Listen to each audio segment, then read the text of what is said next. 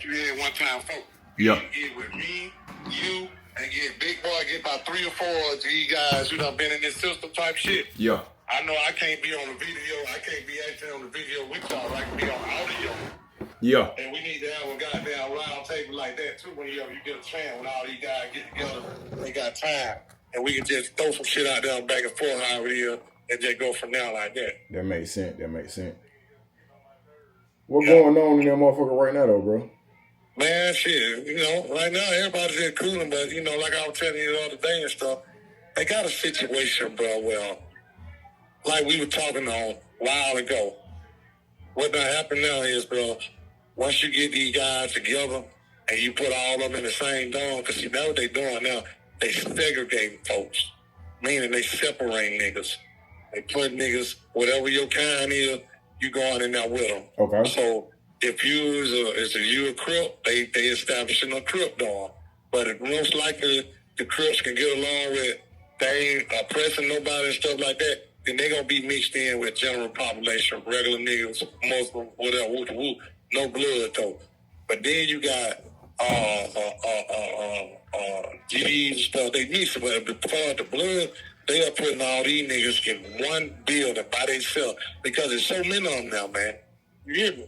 Yeah. It's just like they're a whole another race of people. Is that many of them? I'm telling you, man, everywhere you look, boy, it's them people. So it's get to a point now where they done started beefing within each other. Damn. Rolex at war with each other right now, going back and forth, but they different tribes, meaning they in the same thing, like the sex, money, murder, Rolex shit, but they different groups. But they call themselves tribes, so they different little sects, so they all little people, and they beefing with each other. This group saying they ain't official, this nigga saying he ain't official, and it's all about power.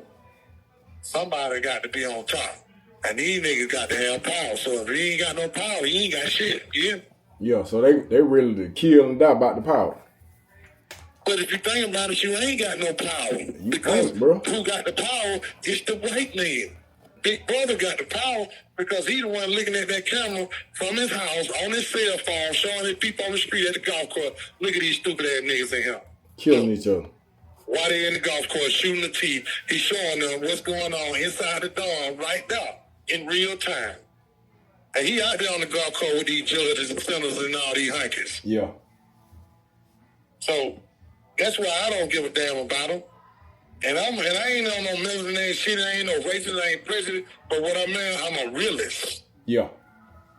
We in a fucked up situation, D. Yeah.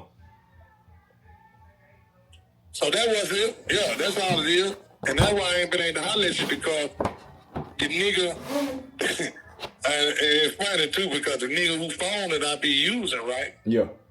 He my brother, true enough. And he let me have the phone like right now. I have the phone all the time, anytime I want to. He got 2 or 3 of them. I have my own phone if I want to, but I done got to the point now where all the money done keep spending on these phones and then they come in here and take them and I lose them. I'm through with that life. I'd rather take that money and invest it into some people on the street or some business or something else because I ain't doing nothing but seeing no return on it. Yeah. So what I was saying was the nigga had to get his phone. He's so scared. He got down. It don't take nothing for him to say 13 all the way and coming from medical. They might not even be on the sidewalk. All they got to say is they coming from the other side. This motherfucker, he got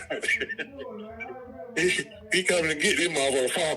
Hey, come on, wrap it up. I got to put the phone on. So, that's why I ain't been able to call. Yeah. But, I just be tripping on these niggas. I'm like, hey, brother, calm down, man. I say the folks ain't even came through the gate yet. And, and all this. So, it's just a whole lot of shit going on. Plus, we been having situations going on with my own people. It's fucked up, man. Yeah. Somebody say they got that new K2 off in them. What? I'm glad you just mentioned that, because, see, I told you I need to call you on video because they got some shit in here now, man, and I go out here, I go out right outside in the day room. They call it Skid Row. Okay. You got about 15 crackers sitting on the floor against the wall. Some of them leaning, you got a couple of niggas out there. One nigga might be sleeping. Remember earlier I called you nigga was sleep right there in the middle of the aisle. Yeah, so you said somebody slapped somebody on the stomach or something. Yeah, he ain't even feel it.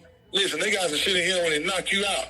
You can operate on that nigga. He wouldn't even feel it. You cut to my cut open on because I don't know if it's horse tranquilizer or if it's fentanyl or whatever it is, but whatever the shit is, when they smoke it, they just like them guys in Philadelphia when they used to look up on that and feel it on that road they be on. Yeah. Where everybody be leaned over, slouched over like they about to fall over and shit. Yeah. Yeah, it's the same way in here. It's a pandemic. Damn.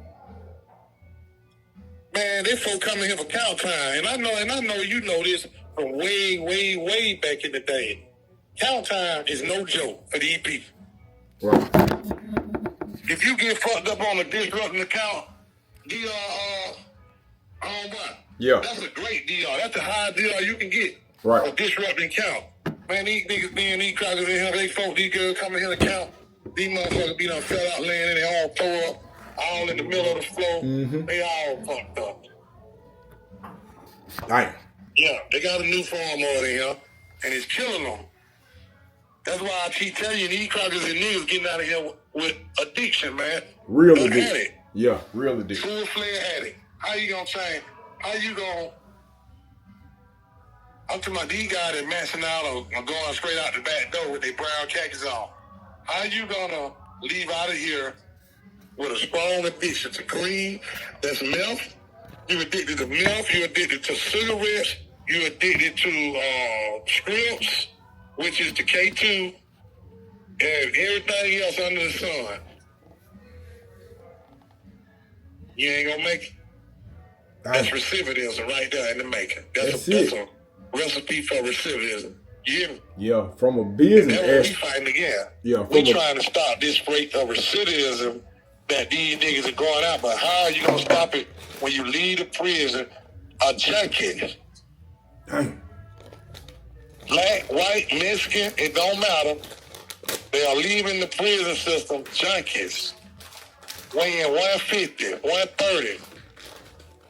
Geeking. Nick, look like they got down, you can wring it like a chicken. Damn. And motherfucking these folks know that.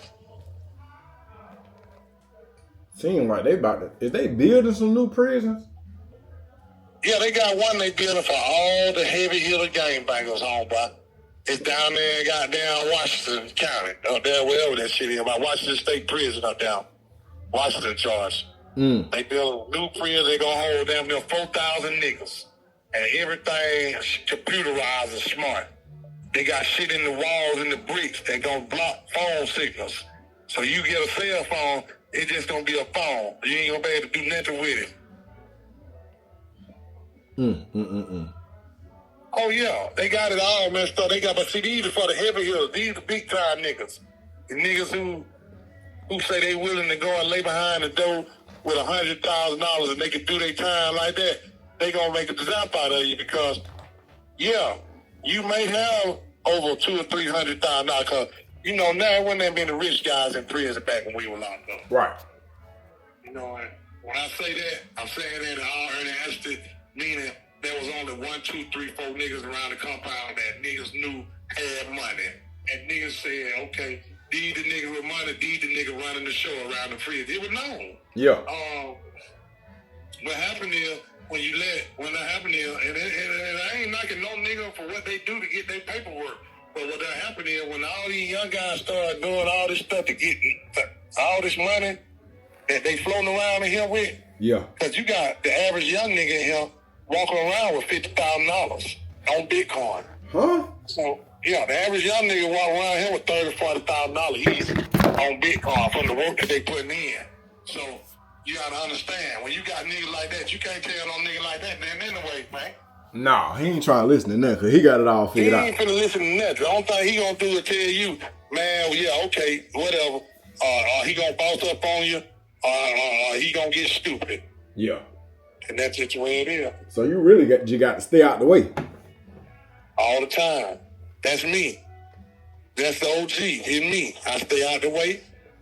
And even for, and I'm telling you this, for This is for entertainment purposes only, EPO. But it's serious. When these niggas come in here talking about they want to hang their chucks up, or they want to put their flag down, or they want to back away from this, or jump out of that, first thing they ask me is, Boost, how long do this shit last, man? How long do it last? Yeah. Shit. When do it stop? I get what I tell them. I say, well, you know, in my line of work, when you sign up for this type of shit, when it stops is when the casket drop. You understand me? Yeah. So don't come in here talking about you ready to hang no goddamn chucks up or hang your flag up and do all this because you know what you signed up for from the motherfucking jump street. So when the heat get in the kitchen on your ass, we don't want to hear you talking about you finna run to the dean. We don't want to hear you talking about you finna run to the hole or none of that shit. Because guess what? If you do run to the hole, you're going to have to stay over there. Because if you come out on compound, they're going to get you. Or sometimes they get them in the hole. So guess what? I done seen niggas walk to the shower, TFS State Prison, handcuffed on, with the police, two of them, with two police taking the nigga to the shower. And then two niggas pop out the room on them like a jack in the box. And they got some long knife and stab that boy up. And the police leave him right there, get stabbed with handcuffs on him. So let me add here, bro. Cause like, everybody got life sentences or they don't care nothing about getting no life sentence? Man, these niggas, listen, I done told you 3 times, Ken folk, that when these young boys, and I told you to tell them young niggas that shit down there in that goddamn juvenile. Because we gonna give it to them raw, uncut, 1,000%. When you come through these doors in these state level prisons now, lifers, that ain't nothing. A life sentence is like 20 years now. The heavy hitting niggas down is the lifers without parole. There's so many niggas, young boys in here with life without parole. It's pathetic, brother. And now that they got life without, they don't see no way out. They ain't got no mentality of going to the law library or trying to get back in court and get that time back. What they trying to do is get them some stains and get them a fifth floor, a level, or whatever floor, whatever they want to be on. The cuckoo floor is what I call it. Because you kill a nigga in here, you're not only getting life without parole, you're going to get life, you're going to get, in some instance, they'll go for the death penalty. If you already got life without parole, you kill a nigga here, and you got a gang charge on you with that, they can give you the death penalty. Damn. And that's what they know. They know this. And that's what they doing. Damn. So when these guys kill these guys in here and have them in the room for 2 or 3 days while they decompose, man, that's sick, man.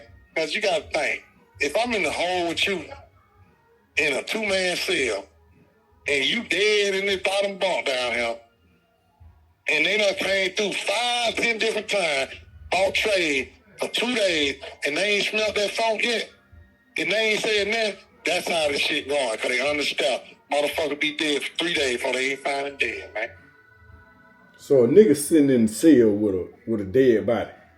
Man, this nigga over here had this nigga propped up in the bed like he reading a motherfucking book, had a coat on him, had a blanket pulled up on him, and had his neck where he had done juked all that shit in his neck. He done put all that shit out the bed, all the cushion out the bed, inside of the wounds in the man's neck. He got that wrapped up. This nigga dead. So now, what done happened is, somebody came through, just so happened, a union manager or somebody came through and said, doing a wellness check. And you already know what a wellness check is. Yeah. For the people who don't know what a wellness check is, that's when they come and look in your room and say, hey, let me see him move. Yep. I want to see you move. Make sure both of y'all okay. Yeah. You did. When they got to this nigga room, they say, hey, get out the way. Let me see him. Hey, man, hang out on that bed. And the nigga ain't moved. And the man kept trying to tell him, he okay. He just sleep. Say, no. Back up, man. And when they came in, they said, damn, it stink. And then when they got there and found the man, he done stuffed all type of dead cushion in the man's wounds in his neck. He tried to stop the blood and shit. And all type of shit, man. He done took the man and put him inside of a mattress. So he done took all the stuffing out the mat and pulled the body in the mat up to his waist and put him on the bed and put the cushion all in him and fucked him up, man. He was fucked up over there in that hole, man. But that shit sound like a scary movie. hey, why you think people come up out of here talking about, ain't nothing wrong with you, you just need to get free? No, I do need to get free, but I do got a form of PTSD, bro, and I want people to understand that when guys come home from prison and they hear shit and they jump and stuff, it's just like these niggas come from Vietnam, man. Yeah. You know what I mean? Yeah. Because guess what? A lot of these niggas are shell. Because a lot of niggas have been through a lot of torture in here, Bruce. I thank God every day, man, that I have been one of the ones to be able to make my way through this prison system, and be able to maneuver through this shit with a little bit of respect. You ain't got to feel me, man. Just respect me, man, and just stay out my way, because I ain't going to get in yours. You hear me? Yeah. You ain't got nothing to worry about me talking about doing something. Them days over with for me, man. Yeah. I've been home. My rattlesnake days over. I'm 52 years old, man. Yeah. I've been in this bitch 26 years old, and I told you when I came in Chain Gang, I had to go through the struggle of helping my homeboys keep from getting their ass fucked. When I say that, raped. Yeah. So I done been through everything, man, as far as trying to save these niggas and shit. And then it just got to a point now where all that don't matter no more. So all the work we put in over these years, and I'm a part of that. I'm a part of the destruction too. I take blame in it. And him doing all this bullshit all over these years. But we paid the way for what these young niggas got it today. The way they got it today, where the police don't fuck with them, that's because of us. Because when we came up, we were fighting the police. Yeah. Yeah. We were fighting the police to get our respect, and tell them, look, y'all ain't gonna just come in here and handle us no any kind of way, getting in our face, spinning our face, calling us no niggas, bitches, and all this. We finna whoop y'all ass. And so now, you don't see no police disrespect no nigga. Dang. So, but you got that. What they needed to go back, they need it just like it used to be. Because it's fucked up. These young guys don't got no respect for nobody. A bunch of goddamn wild ass niggas running around with no authority and no respect. So, quick question, because at some point in time, I thought that if you put all the Crips with the Crips, and all the GD with the GD, all the good fellas with the good, all the Bloods with the Blood, it'll be love. That's what I would think. Okay, that what the average man would think if we had sense. That would be the logical thing to do. But you got to think. In all of them groups, it's always niggas who can think, it's always niggas who can't think, and then it's followers. So in them group of niggas, it gonna always be problems. Even if you put a dorm full of Crips together, they're gonna have in-house quarrels because they just them. You ain't got nobody else to take it out on now. Dang. So it don't matter how much violating you do, how much doing this and doing that, it's going to be problems within the own community, just like with Muslims. If you put 50 Muslims in the dorm together, you're going to have problems within us, with the community, because you still got to think. You got Muslims that's on drugs. You still got some Muslims think they slick, want to do fuck shit. You still got some Muslims might want to sneak around and do some underhanded, some backdoor shit. So you got to always think, everybody ain't righteous, man. Right. Ain't nobody on this earth can say that they are righteous than thou. If you are, cast the first stone, like the man said in the book. Right. Let he, without sin, cast the first stone. Yeah. So meaning, ain't nobody in here perfect. So get what? If you put all these niggas together, just like you put a bunch of pigs in a goddamn motherfucking pig pen, them motherfuckers gonna go to fighting each other. You put a bunch of crabs in a bucket, they gonna pull each other down. They don't want to let nobody out. So damn, what's the solution then, bro?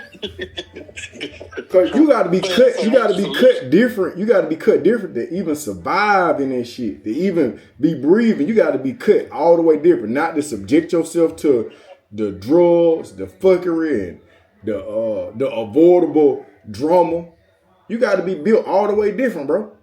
Get what I do every day, bro. What that? I stay prayed up, and I try to mentor as much as I can. But these niggas see, even when I was fucking up, because you got to think, I've been locked up 26 years, I had my time, but I always been getting money. That was the difference between me, and I tell these young niggas when I talk to them, I say, look up, nigga, the difference between me and you just like my homie Rick Quan said, the difference between me and you, and when I was doing my thing, I wasn't running around here like no motherfucking Stone Cold Jack. I had morals, principles about myself, and respect. So even if I did indulge in drugs or get high, you gonna always see me.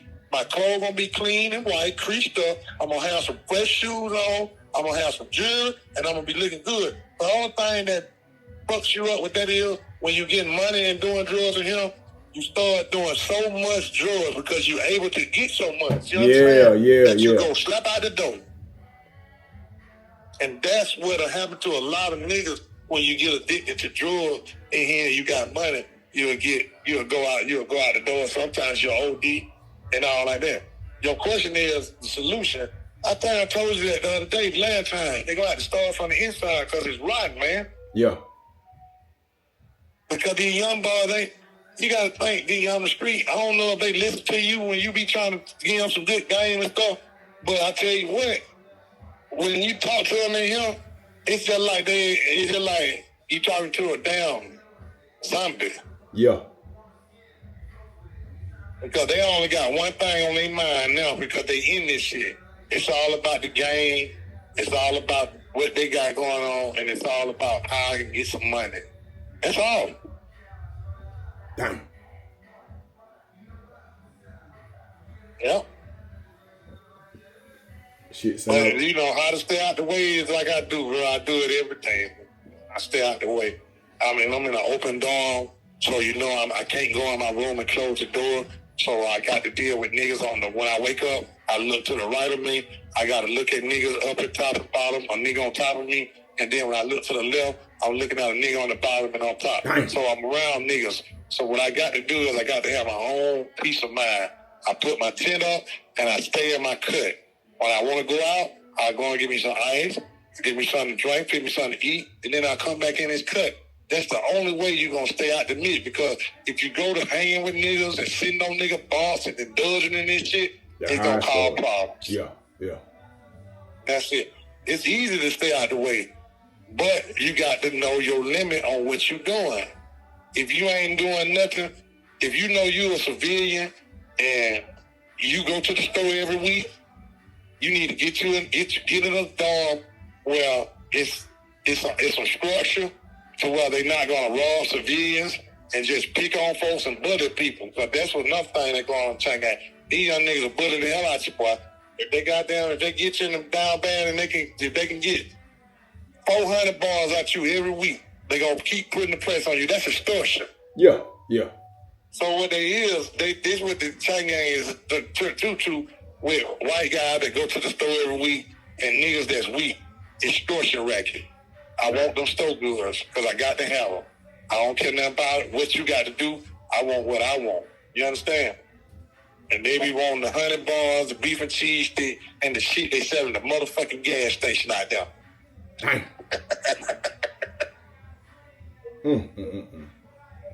I was talking to Big D, and we were talking about because we got some homeboy that they got a dude online right now, bro. He just getting out. He got the Browns and them little Chuck Taylor shoes and the white shirt. But you can see in his face that he been geeked up on something. Niggas say, I'll go do the time again. I'll go do it. But then, so we had a real conversation like, you know, I wouldn't have did this. I wouldn't have did that. It's easy to say that if that's not an option. See, the things that y'all got, well, you know, the things that are available now, they weren't available yesterday. It easy to say, I would have never tried cream, I would have never tried powder, none of that. Yeah, because it ain't none. You're right, bro. Let me just speak on that for 1 second about old heads. It's always talking about what they want to do and all that back when they was in prison. Mm-hmm. They tell them a goddamn lie. Because you know what? They would have been on drugs because we knew what type of homeboy we were dealing with back then. Yeah. These niggas, we done seen niggas burn cigarettes and weed so bad they dry goddamn banana peels and collard greens and all this stuff. My God. You brought back memory, man. Benadryls and pills and stuff. So y'all you wanted to get high on something, but you just couldn't do it, so you would get high on Tylenol and all this stuff. So if they would have had cream back then, yes. it would have been a lot of more junkies in the prison system that done got out of chain gang and done died off. Because get what? They ain't have all this stuff back then. They did. We ain't had them when I came in, but some good reefer. Every now and again.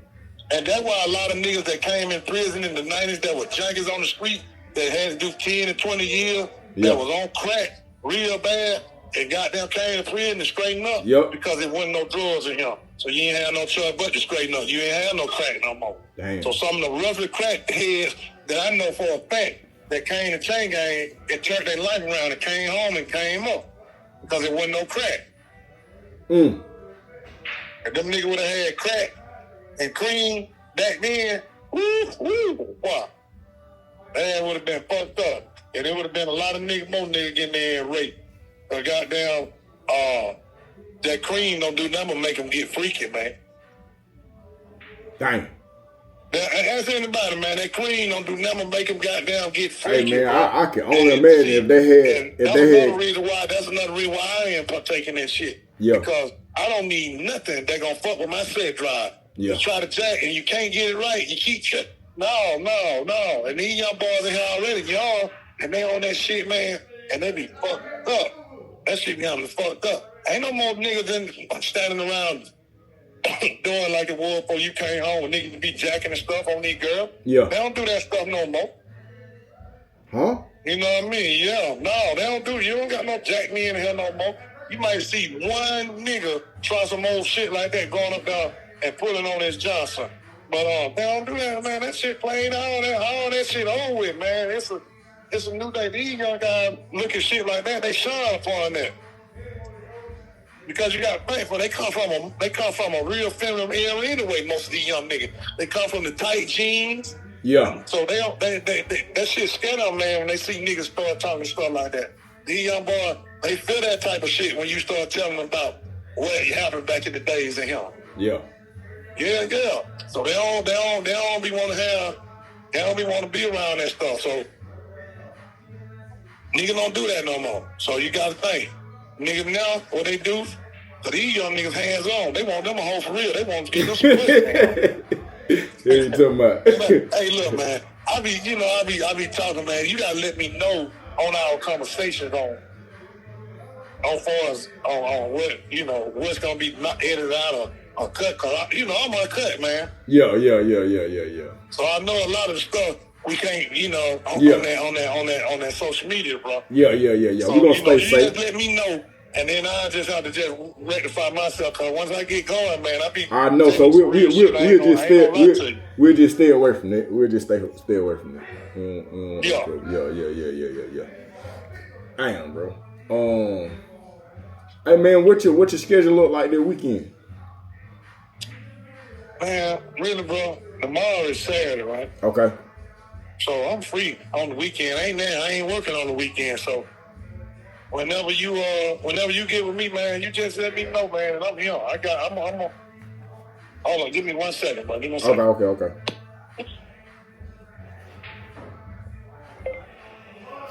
All right, y'all. We almost about to log off. Got a couple more minutes. I'm gonna try to make it. Hey, buddy.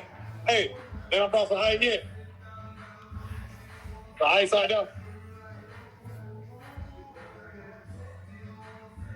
Yeah, I'm back, B. Yeah. So let's do this, man. We gonna connect this weekend. You give me a time like you just did this time, and then I'll hit you and we'll make it happen. Or you hit me and then I'll make time. I'll tell you what. I'll tap in with you tomorrow. I won't be having the phone now about all the way from 2 to 10 tomorrow. So we'll get to it. That's Sunday too. So whenever we get together, just let me know when you're gonna be ready to have everything set up, and we'll chop it up, and I'll go on to get it to you. Bet. Got you, man. You be easy, brother. All right, bro. One. All the time. All right. All right, we out.